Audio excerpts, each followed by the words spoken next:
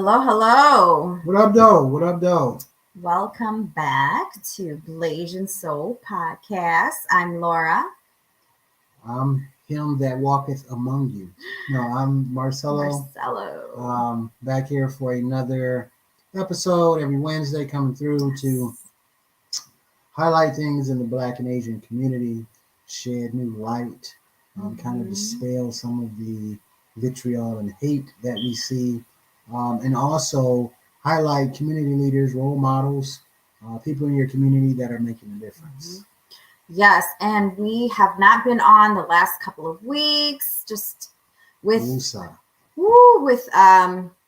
May being Mental Health Awareness Month, isn't it? Or was it the last month? I don't know. My thought process was I was thinking every month is Mental Health Day, Mental Health Month. But we're trying to put some stuff in place and, bring some new ideas to the podcast and kind of spice it up a little bit. So we deserve, to take a week or two off. Yes. But we felt we had to jump on because of all of the insanity that is going on right now in our communities.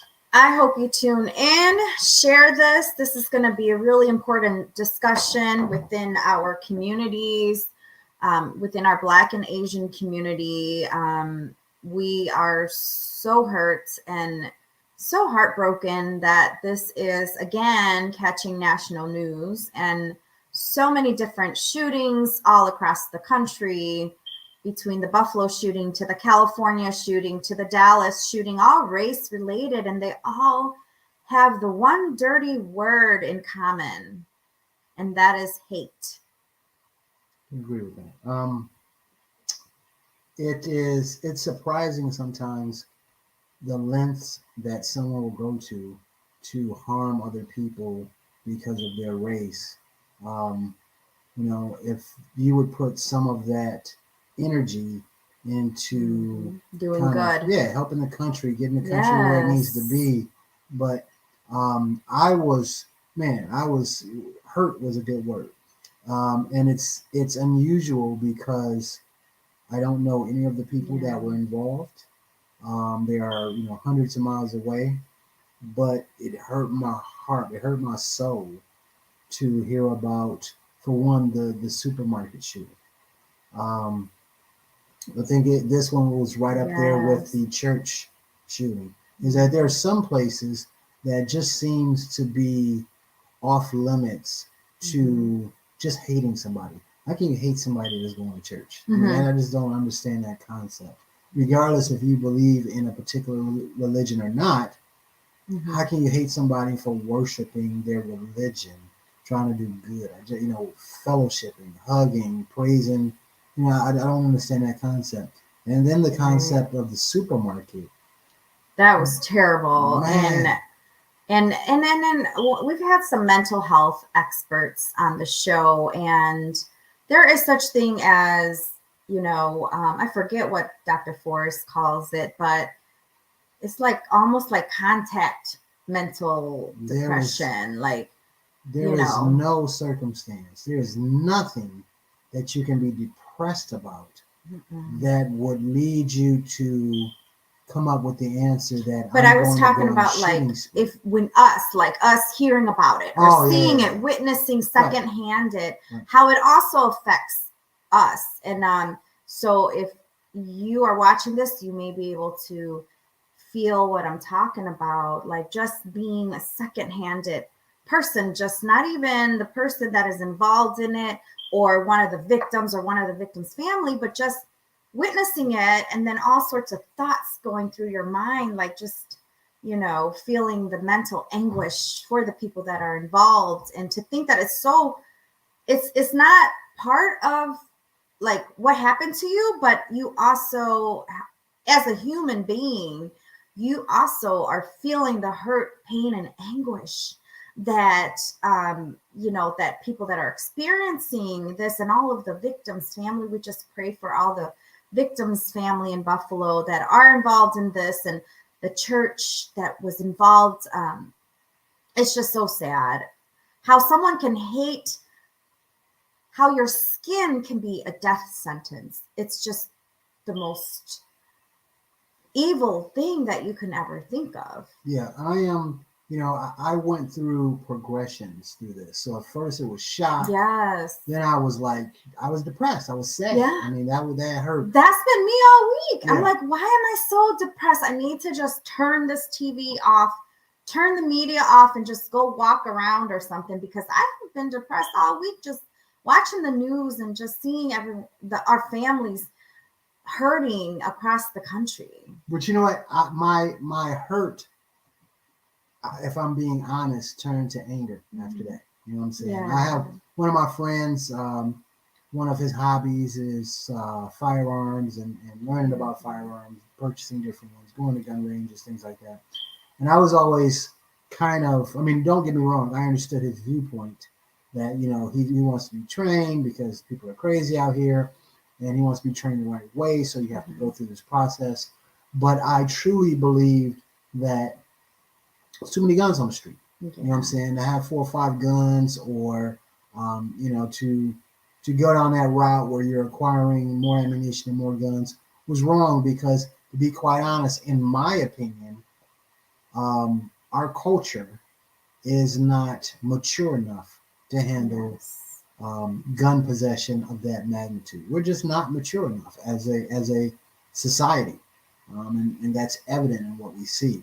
But I've changed my tune. You know, I've told, and I've said this: there's not one person of color in this nation that should not be armed. And I know that's a controversial statement, but I have changed my view. You should be legally armed. Don't get me wrong. You should take the necessary training that you should take when having a firearm. Mm-hmm. But believe me, there is not a person of color in this country that we're in that should not be armed. I'm a firm believer of that now. And my opinion changed because of all the situations that we've seen. To have somebody drive 2+ hours, scope out a supermarket, and then go on a killing spree. And not only did he go on a killing spree, but he chose who he was going to shoot. There was a Caucasian gentleman that was in his sights, and he said, "Oh, I'm sorry," moved and then shot a black person. That is so crazy to me. I mean, that is insanity at its core. So yeah, my viewpoint has changed. And people say, "Well, you know, he's probably mentally ill." I call bullshit.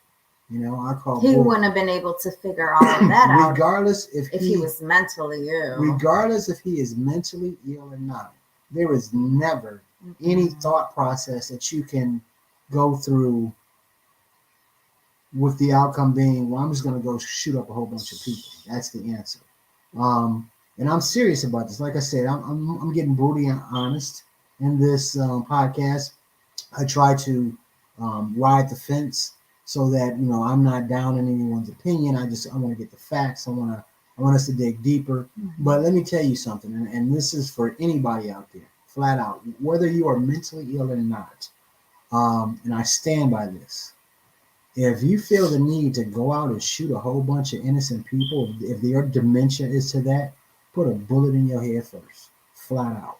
If your thought process ever gets to the point where I'm just going to go out and show them, I'm just going to start shooting people randomly, be the man or woman that you are. Be brave and put one in your fucking head first, because this is you're going out to get eggs and milk. You're just running in the supermarket to grab some stuff, or you got your kids off to school. You got an hour or two to kill, so you're gonna go in and you're gonna do some shopping and stuff like that. And to have somebody come in that prepared with body armor. I mean, they said that he planned this for months, and afterwards he also targeted like a school and something else. Man, he wasn't ending there. He had a detailed plan that he was trying to keep do. Going. Whatever the case was that didn't allow him to finish that, he had a plan to do as much damage as he possibly could. Now, I've talked this over with some people that I know that are in the mental health field, and actually, to be honest, some, for lack of a better term, some pro-Black individuals that have organizations and stuff like that to empower Black and further the cause, so to speak. And what I have heard is don't give them what they want, because what they're trying to do is start a major race war. That will make the government have to respond. So the government's going to, for lack of a better term, have to take sides if this, war gets to the point that they want it to. So that's why they're out here just indiscriminately starting these, is because they want a response from Black people, so that then it will seem like they will be provoked to, do something. But I mean, whether that's true or not, you can't just keep letting people, come out here and shoot us and not have a definitive response to that. I just think that race hate groups and racial things like that I don't think they have strict rules against it. Like, not strict enough, do they? Yeah, but here's the thing. First of all, you have to prove that they are a hate group. Mm-hmm. Second, you have to prove that what they're doing is wrong. Mm-hmm. These groups out in the public eye don't just say we hate Black people, we hate Asians. The way they frame it is that, and just like he framed it, we're trying to keep white America alive, and we're trying to, so they frame it as they are pro-white, when in actuality they are anti-Black or anti-Asian. Anti-everything. Right. So, and that's what I don't get. Like, they're anti all of us. Right. But, like, I feel like somehow we as Black and Asian communities have also come against each other. All cultures. In a sense. Of course, all cultures against each other. Even culture in the same culture don't like each other. Right. Asians don't like other Asians, and it's a problem that exists everywhere. I think that there are idiots no matter what race you are. Right, exactly. So there's going to be people that's doing stupid stuff. Mm-hmm. Kids, don't get me wrong, that is wrong. But we can almost follow that thought process and pattern of behavior of a very, very small few do something minor, even though it is deplorable. Somebody beat somebody up on the subway or something like that. That's deplorable. Mm-hmm. But not only have we seen it before, we've kind of tracked why someone is doing it, and kids trying to have fun being idiots, or somebody drunk, or somebody trying to rob somebody. Those are not excuses, but we can understand the rationale. That's why we have laws. You broke the law. This is what. But you can't follow the rationale of someone who just hates you because of your race. Right. I'm going to go out there and I'm going to try to kill as many people as possible because y'all taking over the country. Yeah. Man, if Black people taking over the country, somebody did not send me the memo, because I still see the Black community struggling in so many different venues that if we taking over the country, hell, I mean, we're all going down there. If Black people are taking over, because I see no vast improvements to the Black experience. Of course, since slavery, of course, things have improved. It's not like people say, well, you're in the best country in the world. That's debatable, but let's go down that road. there is some very good things about the United States of America. That doesn't take away the fact that we're being killed. Right. You know, one doesn't have anything to do with the other. Right. Well, I was having a conversation with someone, and the person didn't, I know they didn't mean anything by it. Sometimes it's just ignorance or not really knowing. And it's okay to ask questions. Like, I'm not offended by it. But she did ask, because after I shared my story of my refugee journey and how the secret war in our country and how the U.S. bombed us out. And so she's like, well, gosh, that's just terrible. But why would you guys want to be here after they did that to you? You know, like that was the question. It was one of those, well, go home then if you're not satisfied. It was one of those. But, you know, it's one of those innocent comments that, you know, it's that then you're like, okay, well, I mean. This is what I don't understand about the whole immigrant, uproar. Now, don't get me wrong. I believe that we should have checkpoints and things in place for our borders. There's not many countries that just have an open border. You can just walk right through, no biggie. And to be quite honest, of all the wars and crap that America has been a part of or even instigated, we need to have our borders protected because we have a lot of enemies, and rightly so to some degree. So yes, we do need our borders protected. 100% agree. The wall was a very ignorant response to that. In today's digital era, we're going to put up a wall that somebody can put two ladders together and hop on across. That's idiotic in nature. But yes, I do believe in increasing our border security for all of our benefits. For every good person that is trying to get over here and make a better life for us, for every 100 people that wants to come over here and make a better life for themselves and their family, there's one who wants to come over because we did something in their country, and they want to come over here and start trouble. They want to come over here and set a bomb. They want to do some terrorist activity. So just from a logical standpoint, where we are as a country, we do need protection. But the whole immigrants are taking over, and they're taking over the country, and the blacks and the immigrants and the Jews. Man, This shows me that it is 99.9% about race. Is that we are yelling at the top of our lungs about immigrants coming over here and they're murderers and killers and they're going to take over. But when the Ukraine-Russian war jumped off, we pledged that we would take in 100,000 plus refugees just like that.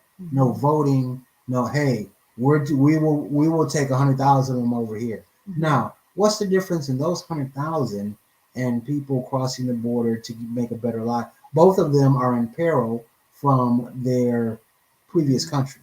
Both of them are seeking asylum, for lack of a better term. So why can 100,000 people from Europe come over here and we spend that money, have that expenditure of taking care of them, getting them right, making sure they're taken care of here while they're here? But if someone crosses the border and has a job and has a family here, we want to get them out of here. To be honest, the only thing that I can see that is the difference in that is the color of their skin. Europeans, for the most part, are blonde-haired, blue-eyed, and people who come across the border for the majority of that part are people of color. So what's the deal? When you say, oh, immigrants are taking over, we got too many people coming over here, we just said in one fell swoop, we'll take 100,000 people and bring them over here. Not to mention if we have to bring more. So what's the difference? I feel like we need, I don't know what to say. I just feel like wherever you live should be your freedom to live where you want to live. Well, I mean, if you want to look at it, if you want to take emotion out of the equation, there are concerns when you have a country about how many people you have in the country, who they are. I mean, that's why you have a vetting process for immigration. You guys went through the vetting process to become citizens here. But there's only a finite amount of space. There's only a finite amount of resources, things of that nature. And plus, you want to know who is in your country, who are your citizens. So just from that standpoint, from a logical space, yes, there has to be a process involved in you becoming a citizen of a country. But there are extenuating circumstances. There are emergencies that come about. If somebody's coming from Cuba because they feel they're being persecuted and at any moment they could die, what's the difference in that person and a person from Ukraine who feels that they are being displaced and at any time they can die? It's a question of humanity. So in these situations, the UN, or what the UN is supposed to do, is put this in order. That's what they're there for. Okay, we got to get these people out of here. This country takes this many, and down the line. Not as a nation, but as a world, we're supposed to come together. I was under the assumption when I was in school that that's what the UN was for. That the UN, the last resort for the UN is war. That's the very last resort. They try sanctions. They try to get people out of there. They are the voice of the world, so to speak, or that's what they should be. But it seems that that is not the case. So, and the only reason I bring up that point is, like I said, a lot of people were saying, well, is because, people feel the pressure of other minorities taking over this country. And come on, man, that's fucking idiotic. No. But what's the difference in these immigrants and these immigrants in Europe? I mean, I just don't understand what the difference is. Yeah, but we don't have the answer to that, and we don't know the truth. We can assume, but the news reported that we're going to take in 100,000. No, but I mean the reason for it. The reason for it. If they and I'm painting this picture. If you're leaving Cuba because you are being persecuted by your government, and you can die at any moment because they deem it. So you try to come over here with your family. Well, I understand. And then I did hear something else as well about how, what country was that? That's like close to Ukraine and Afghanistan. Like they wouldn't take the Afghanistan refugees, but they're taking in Ukraine. I don't know. But I know America, which is one of the richest countries in the world, said, hey, we got 100,000. And my question is, if the criteria that we're looking at is you are getting displaced because of a factioning party. Danger. From a factioning party, and you could die at any moment. You're in danger. Your family's in danger because of government, whether it's your government or whether it's an invading government. You're in fear, not from a person, not from a group, or from a country. From a it's different if somebody's out trying to murder you. That's what the police are for. When a government is trying to murder you and murder your people, it's a whole different scenario. So in Ukraine, Russia is invading Ukraine, and they are killing a lot of innocent civilians along the way. In that same breath, Cuba is a dictatorship to the point that if you say the wrong thing, you'll get killed. If you're not working how I want you to work, when I want you to work, we'll throw you in jail for 20 years. This is government kind of invading your freedom. So I don't see the difference in the two. Besides, like I said, the only difference I see is what you see when you look at the person. So that, and if I'm incorrect, then somebody out there tell me the other underlying factors involved outside of how you look. Yeah, I don't know, but when I spoke last week, I was just speaking about this whole race thing. When I was in Grand Rapids doing my book signing, I had brought up the whole race thing and, what I had experienced personally in America as an Asian American refugee. I've experienced it from all angles, from every race and coming from every different race. And so, I just feel like we all need to come together to fight racism together and not against each other. Because I feel like some of that is, cultures fighting cultures, or even cultures within cultures fighting each other. It's just one of those things where I feel like the more that we get to know the other person, the more that we can try to connect with different people within different communities, and figure out this whole hate thing and how we can try to come together to, do something about it. If you're basing your educate. Yeah, if you're basing your hate on the color of someone's skin, to be honest, I don't see a conversation we can have. What am I going to say? Why? First of all, why do I have to champion the color of my skin? Mm-hmm. Well, no, you shouldn't think of black people like that because we're really good people. And the hell with all that. You're on this earth, live your life. I'm on this earth, live my life. You can be a member of the KKK. I don't have hate for you to the extent that I'm going to kill you. Yeah, I would walk into a KKK meeting and shoot everybody in the place. I just can't see myself doing it. No matter how much I don't agree with you, no matter how much I think that you're evil for hating someone just for the color of their skin, mm-hmm. I can't see me indiscriminately killing 10, 12, 13 people in a supermarket because they're all white. Exactly. I just cannot fathom something like that. So no, I don't see a conversation I need to have with anybody who has hate in their heart to that extent. Yeah. I mean, if you're just saying, I'm a Republican, or I do believe in white empowerment. So, I go to these charities and try to, get more white kids in college and stuff. Hey, man, good job. You know what I'm saying? If you're trying to help other people, good job. If you're trying to knock someone else or another culture to get, that crab rising to the barrel mentality, I ain't got nothing to say to you. Right. You know what I'm saying? Flat out. But it's just exhausting. It is. I'm still, as you can see, I'm heated. We're both super tired of the topic, and yet we still there is no people on this earth more persecuted than descendants of Africa to this day.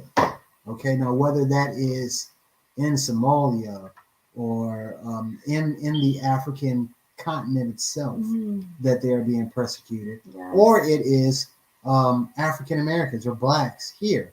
There is no race more persecuted than African descendants, and that has been going on since as long as I can remember, my dad can remember, my mom, my grandmother, and so on and so forth. And what I'm saying is there's something that needs to be done. And I think that the government should really do something instead of toying around. There's no reason why my man should have had an AR-15 with a extended clip magazine. But because of the NRA and donors and lobbyists, he has access to that. If my man had a 357, he wouldn't have been able to do what he did, in my opinion. The incident with the Asian shooter, they subdued him because he had a handgun. So when he started shooting, the churchgoers, subdued him and tied him up because he had a handgun. You can't get off that many shots, and if you do, you got to reload. Wow. You know what I'm saying? So if he got off 6 shots, if it was a revolver, and he killed the physician, right? But my thing is, it could have been a heck of a lot worse if he had an AR with an extended clip or a barrel clip. So that's one thing that just rational, logical people should be able to look at and say, well, at the very least, we can dad bottom that. Yeah, we can stop the rapid extinction of life that happens when you have a weapon like that. You know what I'm saying? No civilian has any need for something like an AR-15. I mean, and they're like, oh, but it's just, you understand, with all the accoutrements on it, it just looks menacing. Many, if not most, of the shootings that has happened recently, they have had AR-15s. The same thing when AK-47s was out, and we started seeing those in a lot of killings. We banned the AK-47. What's the difference between AK-47 and AR-15? AK-47, technically, if we're talking about an AK, is made overseas. AR-15 is made here in America. So there's a difference in money. as far as an AR-15 and an AK is concerned. So no, you shouldn't have an AR-15. You shouldn't be able to order body armor with trauma plates for what? And it should be a trigger, an alarm when someone does order it. Yes, wholeheartedly. And who's ordering it? They need to be investigated right away. If you buy an AR-15, there should be a 3-year wait to make sure you ain't crazy. Right. To take you through a mental eval, to go through fingerprint. I mean, to go through so much stuff that you'd have to question whether or not you even wanted them. And if they say, well, a lot of these guns were stolen. Signs with him already. Yeah, there were. They didn't do a full psychic eval, but they did some type of evaluation. But I'm saying like there were warning signs before this happened. Right, that's what I'm saying. He was at school and he made threats. I don't know, was it threats, but it was damaging statements that piqued people's thought process as far as what he's, is there something wrong with him? So they came and picked him up, took him into the hospital for evaluation. They went through their process, and for whatever they determined, they let him go without much vigor. We have to find out a way. I mean, I know the way. The way is that, first of all, we reel this whole gun thing in. Well, it seems like we're one of the only countries that legally you can get armed to the teeth in a relatively short amount of time and be cool with it, I think it's in Dubai. They don't even have police that roam around or patrol. They have cameras set up because their thing is, if you do something wrong, we're gonna catch you, your facial expressions, catch your license plate. We're gonna come to your house, pick you up, and you're gonna have to do some serious time. So ain't no just walking around with guns and this is my constitutional right. That's another thing. That is the dumbest thing I've ever heard of. That your rationale is, well, because some guys, 400 years ago, came, or 200 years ago, whatever the case may be, put in a piece of paper that we should be able to bear arms. Yes, and we all know that the reason why they said that is because there was no true army at that time. The army was basically a militia, which means that if someone came to attack our town, all the men would get together, get their guns, and protect that town. We have police, we have military, we have National Guard. We have measures set in place that I don't truly think that'll happen. And for those people that say, well, what if the government gets corrupt? Your AR-15 ain't gonna stop a tank. So that's a ignorant rationale in itself. If you want to make change in the government so that never happens, do it by political means so that you take those people out of power who you feel would do something like that. But the right to bear arms is one of the dumbest things. Well, we can't change the Constitution. Idiots, the Constitution has been changed over and over again. It's called a constitutional amendment. When the Constitution was first made, slavery was legal. It was in the Constitution. But people figured out, you know what? That's the dumbest thing in the world. So we're going to amend the Constitution to take out this part about slavery. That's what rational people do. You don't get a document and say, this is going to be set in stone for the rest of our lives. We don't do that with the Bible. We differentiate the Old Testament with the New Testament because we understand the Old Testament has a lot of amazingly insane and evil aspects to it. So we don't value the Old Testament as we do the New Testament because we have learned, that that's not how we want to live our lives. In the same token, the Constitution should be seen in the same way. It's not something set in stone, but it's a living document that must constantly be changed depending on how we live our lives. And we're going to have a distinct discussion about this next week with a few professionals who's going to talk about this from a political standpoint, from a mental standpoint, and what should be our goal. I feel like Black people dropped the ball when there was such a universal outcry about Floyd. I mean, we had people in different countries protesting and marching because we seen that this was something that shouldn't happen. And the government got scared. The government got scared when it seemed so many people, tuning in to what was happening in America and voicing their displeasure. And at that time, it was kind of like, okay, what can we do to kind of, and now all sedate the masses to different businesses jumps on the bandwagon. It's like, is it just for publicity? Why didn't you do it before that? But that is when we should have acted. That's when we said, listen, Ice Cube had a list that he wanted to give Donald Trump. And I understood what Ice Cube was saying. I just think that he did not voice it in the right way. But what he was saying basically is, look, we need to put a list together of demands that Black people want. And if we don't get these demands met, we won't vote for it, regardless if it's Republican, Democrat, whoever. We will not vote for it. You will lose power if we don't get this. And what he was saying was he didn't care if Donald Trump agreed to do these things or the Democratic Party agreed to do these things. But too many times we have believed someone was going to do something, they get our vote, and then they leave us by the wayside. And that's what I think we missed on the Floyd thing. We were supposed to say, you know what? We're going to keep tearing shit up.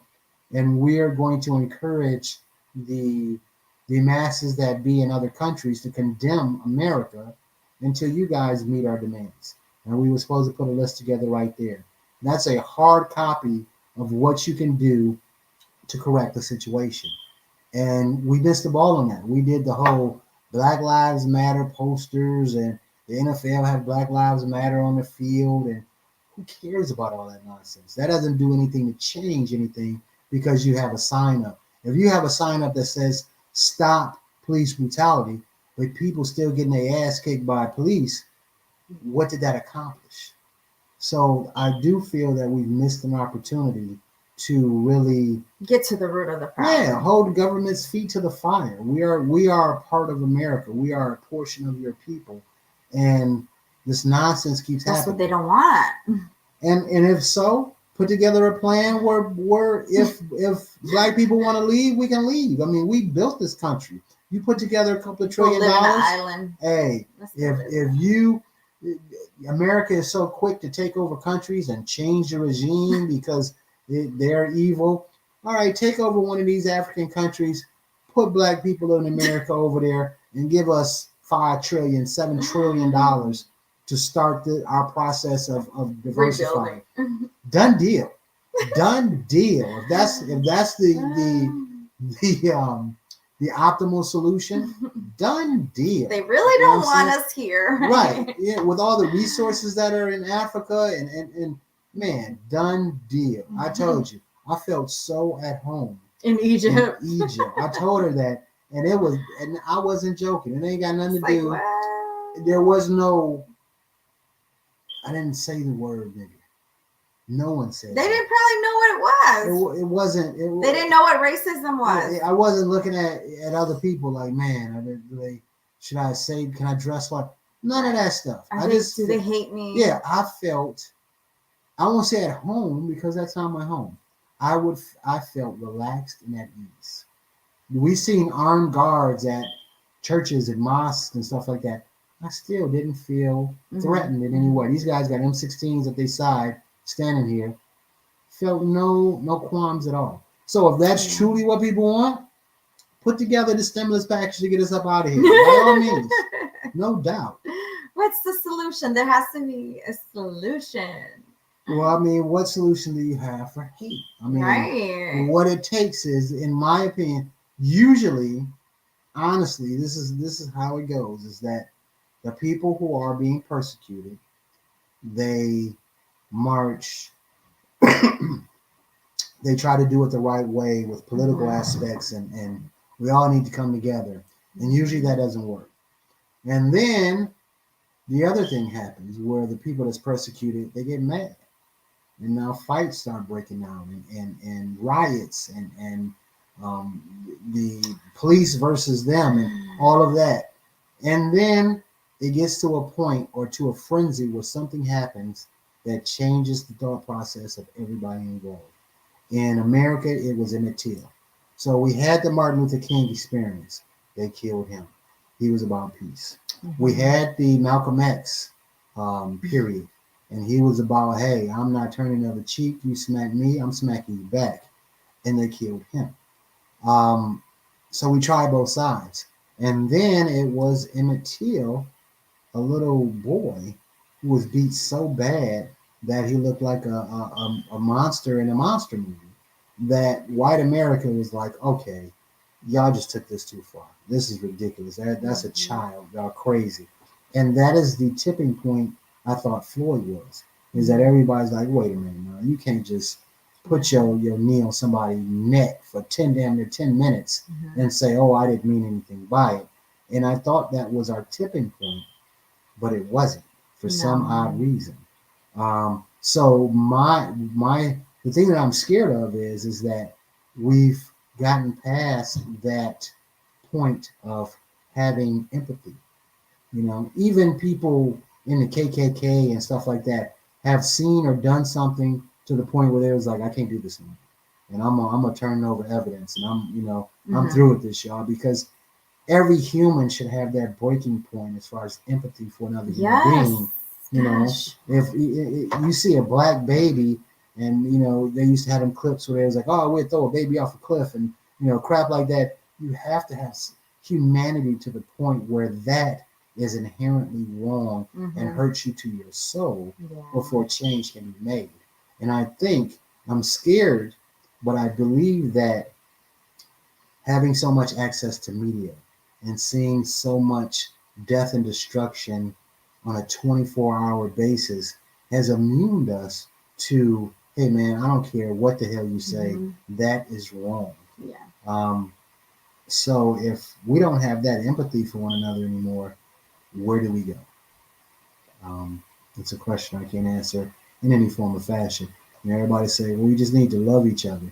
Man, we've been saying that since the Beatles, and it hasn't come to fruition. So, is it that, black people, like I said, have to arm up, and next time somebody, the Black Panthers were founded, even though the Black Panthers did some very good things as far as meals for schools and helping the community, they also got their rifles and went and patrolled our communities each night to make sure that everybody got home safe and nobody was left dying on the ground because of the color of their skin. And, maybe that is a resource that we want to do again, is that we put together an organization that fact checks and looks at everybody who has all of these arms and takes all these names of people in KKK and places like that, so that we can be aware when they're around or when something's going on. But something has to give. You can't keep killing 10 people. innocent people. You can't keep killing people and not expect them to do something. Went to the store to go grab groceries, to go do their daily tasks, and they're murdered because of the color of their skin. That's crazy. It's crazy. But for black people, it's nothing new. It might not have happened recently to that effect. Right. I shouldn't have watched the video. That's well, I told you when you said, "Look at this video," I said, "I'm not watching it." That's what really got me depressed. Yeah, I can't watch a video like that because it enrages me to the point where your emotions affect you throughout the day. And I've been affected all week. I don't want to be mad. Why am I so mad this week? Yeah, but that's why I need to start going to walk on the grass and be grounded. Remember I told you that's how you be grounded. I will have another firearm by I'm going to walk. I'm going to take care of your mental stress, guys. Probably get a gauge or something along those lines. Something that if a man had body armor like that, you got a solid slug, it's probably going to go through that. But nah. That's just crazy. And then you said something earlier today about how it could have been us. It could have been you. It could have been, My wife laughs about me because almost every other day I run to the supermarket. We out of bread. He's always milk, at the grocery store. No more pop. No more juice. We got a big family. I can buy 2 6-packs, 2 liters, a big Hawaiian punch, and in 3 days that thing will be gone. So I'm constantly always at the store, running to the grocery store to get something that the family needs: bread, eggs, something. And that could have easily happened when I'm out with the boys grabbing something from the grocery store. So yeah, that's why I said it's not it ain't we were having a black march rally or something like that, and then it's a white march rally, and they got into nothing like that. You know what I'm saying? Because I can see, believe me, you go to the wrong black rally trying to start something, and you're gonna get what you came for. Believe that. Don't believe them men out there protesting peacefully, but don't have a backup plan if cats run up in here talking about white power. You'll find out. You know what I'm saying? If you that brave, if you brave, you want to take somebody. I used to say that about mass shooters before. You brave and you want to go on a killing spree, run up in the police station. Which again, I'm talking about, I'm gonna try to take as many of y'all out as possible. You won't make it past the front desk, flat out. You wanna go after some black people? Go on one of these military bases and with a gun out, talking about I'm gonna kill all the black soldiers I see. They will be burying you quickly. So that's not brave going into a supermarket or a church. To innocent people, right? That's a chump move. That's a sucker move. Right. Their only grocery store that is a sucker move. I don't care who you are. I don't care what you planning. Listen to my voice. If you're gonna run up in a grocery store or a church, that's a soft sucker move, flat out. You wanna be big and bad. You wanna be big and bad? Go down on the. I'm from Detroit. Go in certain areas, black communities. I'm gonna go shoot up. You'll find out quickly what D-boys are about. You know what I'm saying? Without a doubt. You go up in New York, don't go to the grocery store that's in a black community. Go to the hood where cats hanging out on the stoop and try that nonsense. If you brave. And that'll show how brave you are, because there's some real cats out there with some real stuff. So no, that's not real. I don't know. That's why I wanted to wait. I didn't want to do today's show. I wanted the professionals to be on there because I didn't want to say stuff that I would, in hindsight, I would go back like, man, I should have said that. But I am. And you're processing. I'm tired. You're processing. Yeah, it is very tiring. I don't know. You process it differently because this is, this happened to black community, and you are black. I am even that. I'm a man first, okay? Right? Before anything else, I'm a man. And then so you are taking it really hard, and so am I. But you're taking it even more personal because it could happen to you. It's the black community, which hurts my heart. Absolutely. On top of that, as a man, being a protector of family, and when I think of black people, even though we do some terrible things to each other, we still our family. We family, and there's nothing I can do. If I would have been in that supermarket, easily, there would have been nothing that I could do to watch the slaughter of people for no particular reason. And as a man, that hurts you. If you feel like you are helpless, that hurts a man to his core. And that's how I kind of feel right now, is that if I'm in there with my family, what am I going to do? I got this little 38 on my hip. That ain't going to do nothing. My man suited up like he in a war overseas. Well, even the security guard couldn't kill him. Right. He got off a couple shots and did nothing. Exactly. And that could have been me. I could have been like, oh, somebody out here killing people. Let me go try to do what I can. And I'm sweet now for good. You know what I'm saying? So there's a futility involved in what we're going through, and social media makes it that much worse because it's exposing it. Well, you hear people try to give a rationale behind this. I heard because of the current president and his staff that they are making it easier for immigrants to come in. So that's why people are getting frustrated. He blamed it on COVID. One of the things. COVID. People blaming it on COVID. Because Obama was in presidency and he was a race baiter. Now all that stuff is coming back. Never mind Trump being in the presidency.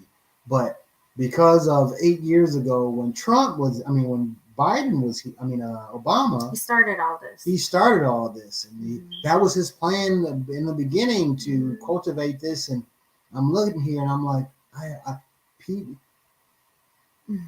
even though someone does something deplorable, if I can at least understand their rationale, then there's a way that we can deal with it. If you killed people because you robbed a bank, because you broke and you want to be rich, that is deplorable. But I can at least follow the rationale behind that. You're an idiot. You want to be like these people on TV, the Kardashians and all that. So you wanted the quick way out and you wanted to rob a bank. It went sideways and you killed some people. Deplorable. Go to jail for the rest of your life.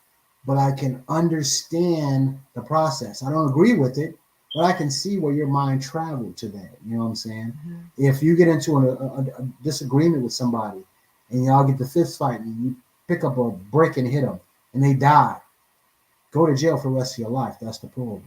But I can see in the heat of the moment what happened, and I can follow the footprints of this whole situation. Mm-hmm. You getting up and saying, man, it's too many black people and immigrants. They're going to take over this country. So you know what I'm going to do? I'm going to kill them. I'm going to plan for months to go and kill as many black people as I can. Let me travel 200 miles. Mm-hmm. Let me get armor. Let me get my gun and my ammo together. Let me go stake it out. Then let me go in here and look these old women in the eye and shoot them dead. That'll show them. Mm-hmm. I can't understand that rationale. I don't get it. I can't follow that to any degree. There are people out there who hate my guts. KKK, white power supremacists, Nazi cats that hate my guts. Us. And if you come at me, I will put you down, flat out, without a second thought. But I would never think that since these people hate me, I'm gonna go kill them. I'm gonna go to a school where they all at, or I'm gonna go to I'm gonna go to the supermarket that's in the white part of town, and I'm gonna show them. I'm gonna kill everybody I see. Mm-hmm. That would never cross my mind. If you have a problem with me and you come see me, we're gonna deal with it. However it is. If you don't like me because I'm black and you're coming to take me out, best man win. I flat out. And I wouldn't lose a day of sleep putting you on your back if you come at me. But to say, because they talking about coming at me, I'm going to go kill up his whole family. I'm going to kill, not even his whole family. I'm going to kill people that he don't even know that's in his community because I want them to see that I hate them that bad. There's no way to understand it. I just don't understand any of it. It's just stupid. Like I said, we're going to have some professionals because I need some professional help on this. We need some professional help. We're out of it this week. I'm on edge. This is really... You have no idea how on edge I am about an incident that had nothing to do with us. Nothing to do with my immediate family. Not in my city. Not in my state. But we're still affected. Really, really affected. I am on edge. I flipped out at a cat. I got some subs from Jersey Mike's. When? This was, I told you, the day I was talking to Marlon, and Marlon was imploring me, hey man, you got porn, you got all the family and the kids there. Dude, go get you a real gun. Go get you something real because I'm telling you, Cello, and we just kept talking about it. I went to Jersey Mike's, got my order. I'm sitting down talking to him. I'm not even paying attention. So he said, hey, your order's up. He pointed to me and waved me over and handed me my food in the little Jersey Mike's bag. I'm on the phone. I'm not even thinking anything about it because I'm off of that. Get in the car, go home, look in there. I got 2 sandwiches, one for me, one for my son. There was one sandwich in there. It was the wrong sandwich. It was like a vanilla cake. So I called back up there like, hey, man. And it was a white gentleman who was the manager, the white gentleman who serviced me. And I said, hey, here's my receipt. I ordered 2 subs, blah, blah, blah. And he said, hold on one second. He said, he put the bag on the table. He said, you walked up and grabbed it. I said, no, I did not walk up and grab it. I was sitting down. He waved me over, walked halfway over to me and handed me the bag. He said, well, that's not what he said. I said, well, I could care less what he said. And then he said, well, wait, let me take a look. Oh, but you didn't even pay for it. We didn't even ring you up for it. And that jogged my memory. You know what? They didn't ring me up for it. And I said, you know what? You are right. I'm going to be back up there. He was like, well, see, since it's your fault then, I said, wait a minute, how is it my fault that y'all didn't ring me up? Y'all handed me some sandwiches. It was the wrong sandwich. It's my fault. Oh no, Playboy, I'll be up there in a minute. And I walked through the door and I was pissed. I was looking for a fight, not a physical fight. I was looking for a confrontation. I didn't know about this. So I would have been like Marlon on the phone with me, and Marlon like, oh, Solo, calm down, dude. He kind of know when I get to that point, he know it as well. So I'm looking for confrontation. Yeah, who was the cat I talked to on the phone? And you were the one that handed me the. Now you telling me I went up and grabbed a bag or something like that? I ain't grabbed no damn bag. And he said, no, I didn't mean grab it. I kind of half-hearted handed it to you. I'm like, no, that ain't what he said. And the manager give him his utmost respect. Because they was talking to me, they was talking a little greasy on the phone. But when I got in there and we were face to face, eye to eye, he said, you know what? It was a misunderstanding. I can see how it was because we were kind of busy. Here's your sandwiches. So I said, okay, I handed him my debit card. He said, nope, they're on the house. And even then, I got a chip on my shoulder now. Oh no, man, I got the money. I'll pay for it. That wasn't the issue. He said, no, I know you got the money. It was a miscommunication. Yeah. It was a fault on our part. So you enjoy those sandwiches, man. And you should give them a review for that. I probably should. You should. Because I was in there. No, and in their mind, they're probably processing the fact that you probably are hurting or going through something, you know? Regardless of the fact he handled it like a professional. Right. That should be a lesson. That should be complimented. Right. Well, I value myself, or I see myself as an ultimate professional when I'm out and about. I make it a point to be a professional because there's a stigma associated with Black people.